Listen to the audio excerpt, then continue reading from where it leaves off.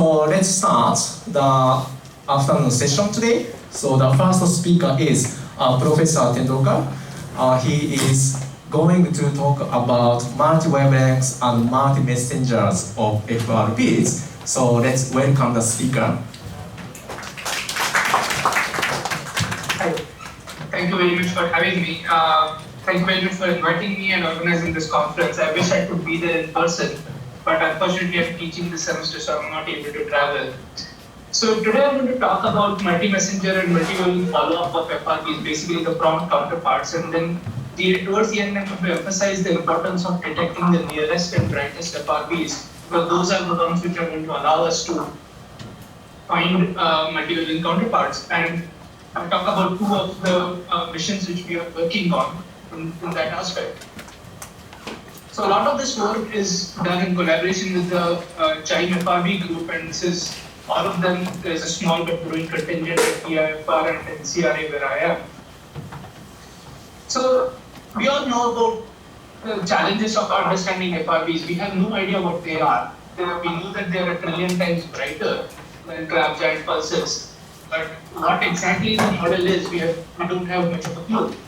There are 80 or so different theories which are out there, and there are many different classes. So without talking about the energetics of FRBs and so on, we understand energetics. We have a good handle on repetition and stochasticity and so on, but we don't really know what they are.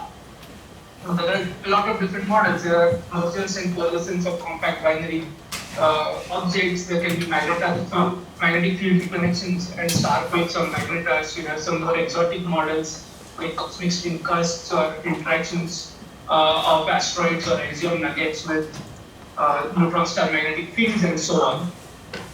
But it's very hard to distinguish between them. So I would argue that the only way to distinguish between these models is to understand their multi-wavelength emission. Because theorists are telling us that most of the emission, most of the energy that comes out is not going into the radio, it is coming out in some other form. What we see in the radio is just a very small fraction of the energy emitted in the process. And we detect a lot of FRBs because radio telescopes are too sensitive. The amount of energy it takes to create a detectable radio source at a redshift of 1, let's say, is not very high compared to the amount of energy it would take to create a detectable X-ray or gamma ray source. So to quote Jim Condon, who was the PI of the NRO Sky Survey, there is nothing as useless as a radio source. And transient radio sources are only slightly more useful than a static radio source, but they're still not telling us a lot. So what we need is multi-wavelength and multi-messenger inputs to link these different transients together and get a better understanding of the emission mechanism that is happening. So I'm going to talk about, there are two different kinds of counterparts that you can get. One is a prompt counterpart, where you have, let's say, some sort of a cosmic explosion, a GRB, binary neutron star merger, or a supernova. And this is represented by the green star. And within a few minutes to a few hours of it, you get a radio transient, which is the blue lightning symbol. And these kinds of prompt transients are very hard to find, but you can associate them very easily. There's also another mechanism where you can have some sort of a cosmic explosion, and you have some remnant, which is maybe a stable neutron star or something, which remains alive for years to decades, and then eventually creates fast radio bursts. This is sort of a derailed channel, and this is much harder to associate because we have been observing FRBs only for order of 10 years, and on an astronomical time scale, this is very, very, very short. So most of the talk today, I'm going to focus on the prompt counterparts. There are a lot of efforts going on with trying to associate FRBs with archival, old long GRBs and so on, but we will not talk about that today. The second important point to note is that there are a lot of FRBs. If you look at the observed all-sky rates of FRBs, there are about 1,000 every day in the entire sky at sensitivities of typical telescopes.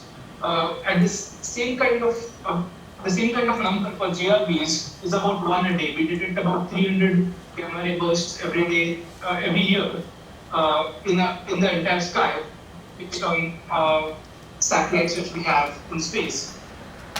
Galactic magnetar flares are also approximately born a day, although they are clustered in space and time. When a magnetar decides to become active, you get quite a few bursts in a day. And there are binary neutron star mergers. Currently, we are detecting order of 1 a year with the current sensitivity of LIGO, Berkeley, and Kagra. In the next observing runs, it will be much higher. Ultraluminous X-ray sources and high-mass X-ray binary outbursts. These are order of 10 a year. What this means is that only few of the FRBs will be associated with other detectable transients. So these coincidences are going to be rare. So we need to really find the special FRBs. One such special FRB was the galactic FRBs. On 28th of April 2020, Chaim and Sterret detected this really bright radio bursts. Right? So there are two radio peaks which you can see on the right-hand top right. And these are the brightest bursts which are ever detected by radio astronomers. In terms of luminosity, it is still only a billion times more luminous than normal pulsars, not a trillion times. So with a factor of 1,000 difference in the total luminosity compared to FRBs. But this is still far brighter than typical pulsars, and it bridges the gap between pulsars and FRBs. So this is our first FRB from canonical magnetar, and we have corresponding X-ray bursts. So the bottom plot shows the X3 count in gray, and you can see that there are 3 peaks in the X-ray light curve, and they correspond very well with the radio peaks, which you can see in the inset in the orange curve. And we learned from this coincidence that the radio is coming slightly earlier after correcting for dispersion and so on. The radio is actually coming a few milliseconds before the X-rays. And that tells us a lot about the emission mechanism. We know that the X-ray and radio are not being emitted at the same time or at the same place. There's slight difference between them. But there are a lot of X-ray bursts without radio, and there were a lot of radio bursts without X-rays. So we don't know what makes this particular burst special. There are no of such bursts. In October 2022, there was another burst which was detected by China FRB, and there was a corresponding detection from GECAM and other X-ray satellites in space. So these multi-wavelength counterparts do exist. They're out there, but we simply cannot detect them for most FRBs. You need to detect the brightest bursts to see these multi-wavelength counterparts. And the other point to note here is that SGR 1935 like magnetars, the canonical magnetars which is seen on galaxy, they likely don't explain all FRBs. The occurrence rate of these bursts overall is probably consistent with the volumetric rate of FRBs as a population.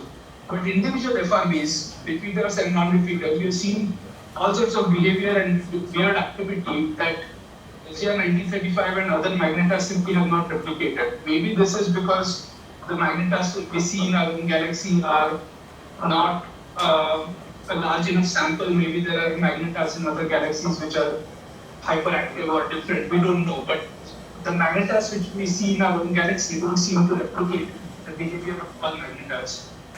There is another mechanism for generating radio bursts from interesting astrophysical transients. And this is of particular interest to me. So there are multiple models for getting FRBs out of short GRBs. So there's been a lot of different theoretical work predicting that there might be some sort of emission when a neutron star merges with either another neutron star or another black hole. And there's a wide range of expectations on when the prompt radio emission might occur or what sort of timescales it might have.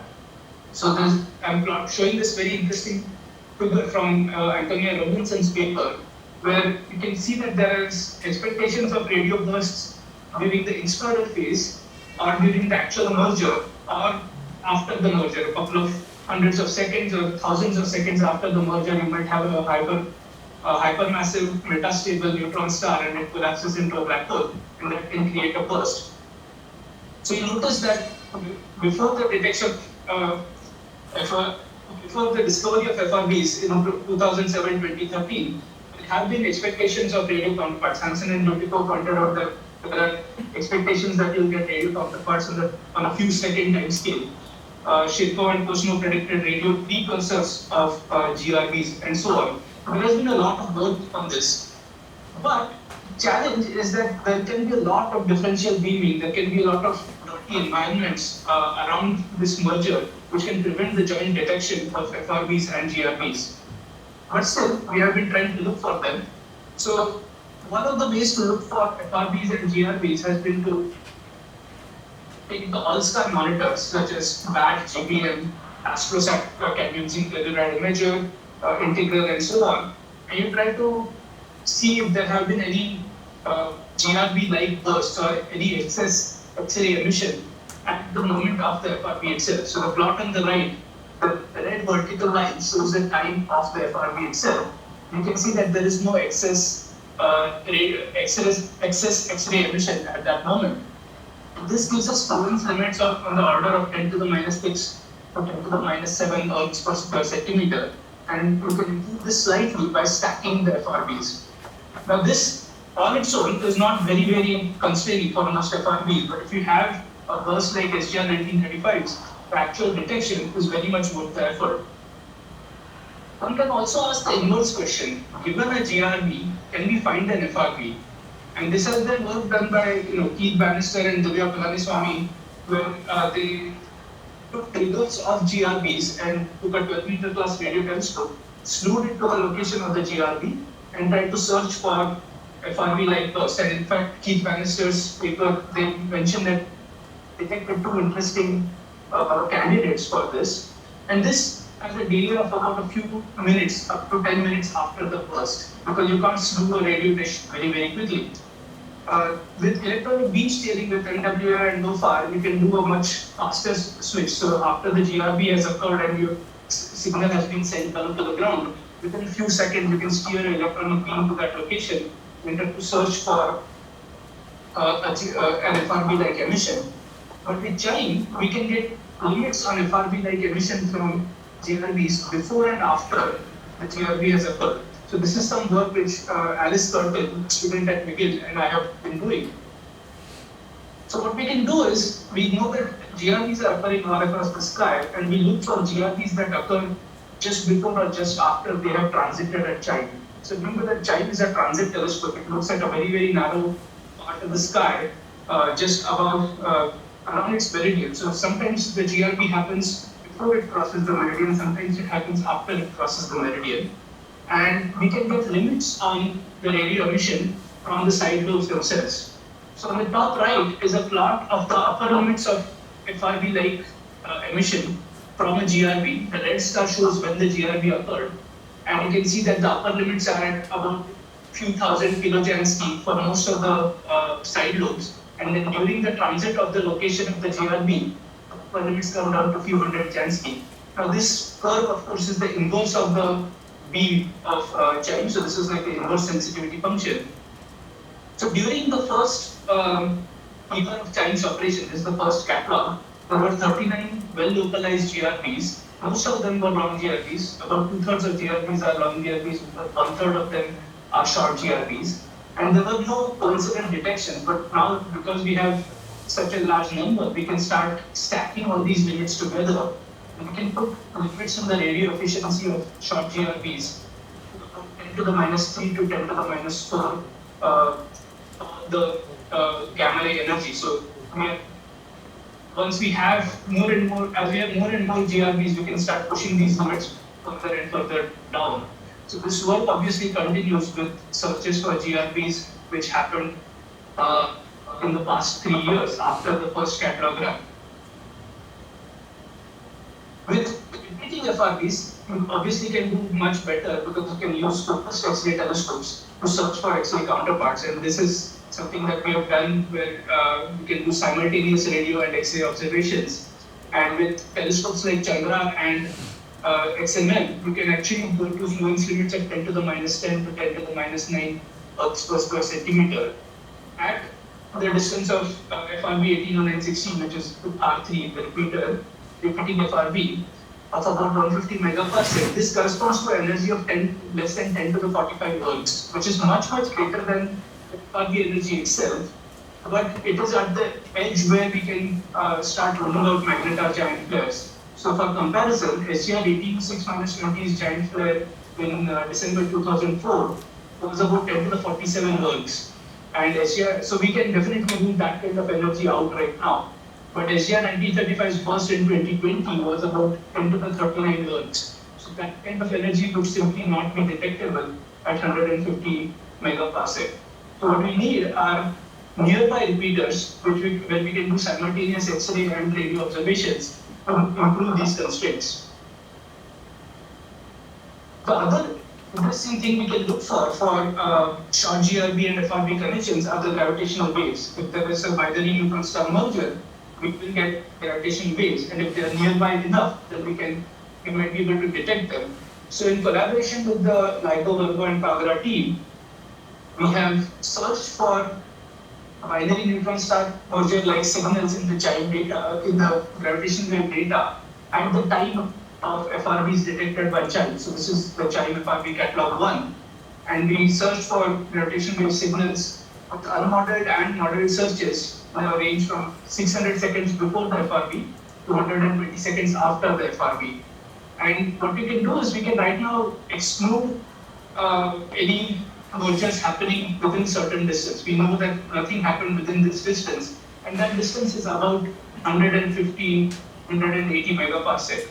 So future runs of LIGO Virgo Kagra will obviously be more sensitive, so we can push that be further, and we can ask if there are any detections. This increases the likelihood of detections. So we really need to find the nearest FRBs to do these kinds of mergers. So I should note that there is a possible association of GW190425, which is a binary neutron star merger detected by LIGO, with FRB 190425, which is a FRB detected by chime. This did not show up in these searches because this FRB occurred 2.5 hours after the binary neutron star merger. Now there is an interesting probability that these two are associated, but it is not strong enough that we can make a definite case for this. The take-home message from all my discussion is that we need to find the nearest FRBs, which are less than 100 megaparsec. These all obviously will be quite bright as well. And these are the ones which are important for multi-wavelength and multi-messenger follow-up. So with that, let's talk about our transient array that we are building called the all-star transient radio array, or ASTRA. So as I mentioned, we want to detect the brightest FRBs which are most likely to have optical, X-ray and gravitational wave counterparts. And to do that, because their search radius is much smaller, you want to increase your search angle so that you can get a reasonable volume. We need to cast a very, very wide net. So this is a plot of the detection threshold on the vertical axis and the field of view on the horizontal axis for a lot of different scopes that are searching for FRBs. And you can see that the GMRT is on the bottom left because it has a very low detection threshold, which makes it very sensitive, but it has a very small field of view. Whereas stair 2 is on the top right because it has a very high detection threshold, so it is not very sensitive, but it has a very large field of view. And the size of the symbol shows the localization precision. So the larger the symbol, the better the localization precision. Smaller the symbol, worse the localization precision. Now ASTRA is planned to be an array of open feeds between 400 to 500 megahertz. It's a concept which is very similar to burst, and I'll talk about the synergies in a moment. So this will have multiple stations which are separated by 10 to 30 kilometers, and it will have a field of view of 15,000 square degrees in the phase 1 with a sensitivity of 500 Jansky millisecond. We should be able to detect about 1 to 2 ultra-bright FRBs per month and get some half-second localization. We will also be able to respond to external triggers from LIGO, other GRB coordination network telescopes, and Daksha, which is another X-ray telescope, which I'm going to talk about in a moment. So this is the overall picture for ASTRA. There are about 3 stations, we can add more later, which are separated by 20 to 30 kilometers. And we'll have 2 layouts with single polarization dipoles in a grid. And the analog systems are designed for 400 to 800 megahertz, but we are starting with a digital system which is designed only for 100 megahertz. So we digitize only 400 to 500 megahertz right now with snap boards. And later we can expand on it.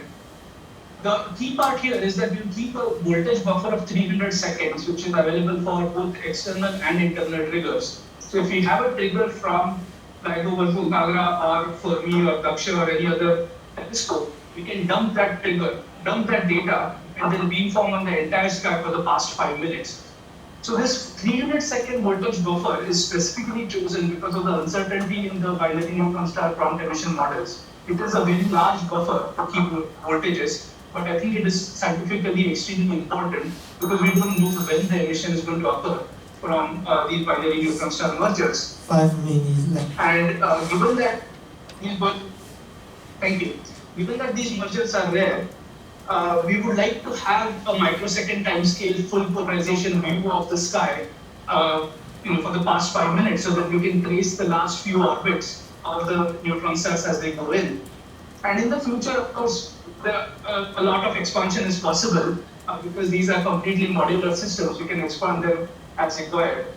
So my students have designed this ultra-wide field, ultra-wide field, wide bandwidth field, which is inspired from the Chime design, but it is a single polarization. Really, you convinced me that single polarization is the way to go. So this has a very wide field of view. You can see that at 800 megahertz, the half power beamwidth is 120 degrees from the phi axis and 135 degrees in the phi equal to 90 axis. And so this field is now being built and being tested at NCRA by my student. You can see that there are two metals which are found out of aluminum right now. And there is a central pipe which holds the balun and eventually the amplifier itself, and there'll be rain cover on the top because this has to operate in Indian monsoons. So this field sits very low on the ground. It's about 30 centimeters tall and it has excellent wind resistance. It is very good at hiding from a ground level amplifier because there'll be some bushes around and it's going to sit very low on the ground. And it is designed to be easy to fabricate from planar parts. All of these parts are viable. So we are right now building a pilot array with 16 elements with off-the-shelf RF SoC boards and single polarization antennas. This part will be sited at GMRT and maybe eventually we'll have outriggers in Loopy and so on. So there are obviously synergies with BURST. We talk a lot about India, Taiwan, BLBI with Astra and BURST. And both of these projects obviously are built along very similar lines. So in the next few minutes, I'm going to talk about Daksha, which is another project which we are building in our lab. This is in collaboration with IIT Bombay Physical Research Laboratory, Ahmedabad, Raman Research Institute, and ISRO. So we are finishing the phase 1 right now. We are sending the closure report to ISRO, and we are hoping that we'll get selected for the next round. So this is a set of 2 satellites with an all-sky view for X-ray transients. We'll have coverage from 1 keV to 1 MeV with 1300 square centimeters of effective area at 50 kiloelectron volts. And this will be sensitive to neutron star, binary neutron star mergers, gamma reverse, FRB counterparts, magnetar flares, and so on. And we'll have 2 satellites in antipodal orbits so that we'll never orbit by the Earth. So compared to other missions, we have the largest sensitivity across sky coverage of any mission. We have the sensitivity of Swiftback. The effective area of Daksha is essentially the same as that of Swiftback. But Swiftback covers 1/10 of the sky. We will cover the full sky at all times. And we have a very wide energy band, going all the way from 1 kV to 1 MeV. So we can get soft, low energy spectra of GRPs and magnetar flares as well. So we expect that we'll get order of 10 times more detections compared to Fermi and compared to Swift. So this is the effective area as a function of energy for the 3 different detectors which we'll talk about on Daksha. So there's the Daksha low energy, which is in blue, Daksha medium energy, which is the low cost instrument with the largest effective area in orange, and then Daksha high energy, which is a scintillator detector, which goes up to 1 MeV. You can see that we have a much higher effective area than most other telescopes in the sky, and the field of view is also much larger. So the Daksha design is just a very simple open detector design. You have hemispherical satellite structure with these low energy silicon drift diode detectors. The 13 boxes with 5 detectors each. These have been used in Chandrayaan and other space telescopes. There are 20 detectors and 17 boxes with medium energy cadmium zinc telluride detectors. These have been used in AstroSat CZTI and so on. And then there are sodium iodide scintillators that sit inside the dome, and these will cover the range from 100 kV to 1 MeV. And all of these detectors are nothing new. They have extremely high technology readiness levels, and the only way the reason we are using these is that we can simply deploy them on scale. So at TIFR, we have been doing the development of the detector readout and calibration and demonstration of the ME package requirements for phase 1. So we can demonstrate that we have a good control of all of these detectors, and we can calibrate these detectors on scale. But we have to, yeah, thank you. I will just finish up. So Daksha is closing its seed funding round right now, and we are requesting review and going on to the next steps. And after approval, we expect to launch in 3 years. So let me put up my summary slide, and I'm open for questions. Thank you.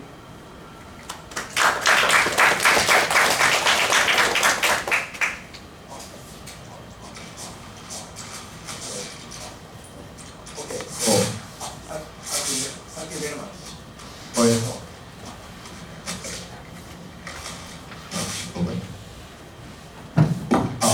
Sorry, there was a microphone. So thank you very much, Professor Tendulkar, for your talk. So let's take question. So do we have any question? Kuto-san, please first. It's very nice talk. I'm obviously more interested in the Astra. So I have three quick questions. What's the time scale would be? And then where exactly are the sites and the baseline? And then when we do the VLBI with Taiwanese burst, what would be the field of view like? Yeah, so that's a good question. So the sites, we are planning to put 3 in the GMRT site itself. So GMRT is a Y-shaped interferometer with baselines of 30 kilometers. So there is a central square where we have enough area to locate the central station. But outriggers can go in the GMRT arms. And then we have also sites which are at 20 radio telescopes, the Gauri-Bidanur Observatory and so on, which are 700 to 900 kilometers away in the south. So we can use those. All of these sites have lasers as a local oscillator, although we don't need it for the increased localization, but it's important for VLBI. And the overall coverage should be about third baseline from where to where? Yeah, so baseline within GMRT would be about 20 kilometers. With UT it is about 900 kilometers.